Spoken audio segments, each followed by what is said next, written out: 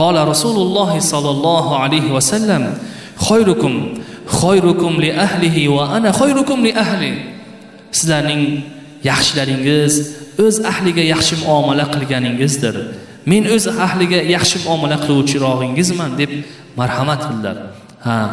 Hozirdan oilamizga, farzandimizga yaxshi muomala qilsak, inshaalloh yaxshilikni oladi, yaxshi yo'lda yuradi. Agar hozirdan yaxshi muomala qilmasak, yaxshi so'z bilan farzandimizga nasihat qilmasak, Alloh panoh bersin, undan keyin baqir-chaqir qilishligimiz, so'kishimiz, urishimiz befoyda bo'ladi. Bugun ba'zi bir ota-onalar borki, bugun men farzandimni kursda, ta'limda tilni o'rganyapti. Kursga qo'ydim, bo'ldi. Men yaxshi ish qilyapman deb o'ylashadi. Yo'q. Bola til o'rganishligi bilan, kursga qatnashishi bilan, yaxshi o'qishligi bilan ham bola tarbiyasi zo'r degani bo'lmaydi.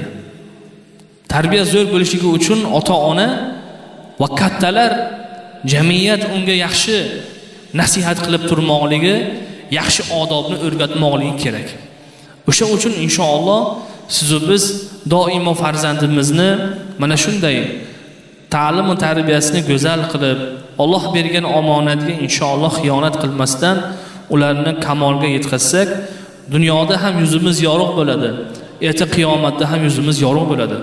Agar bugun siz va biz Xudoni tanitirmasak, payg'ambarni tanitirmasak, halol va haromni farzandimizga tanitirmasak, erta qiyomatda ota-onasini yoqasidan oladi farzand.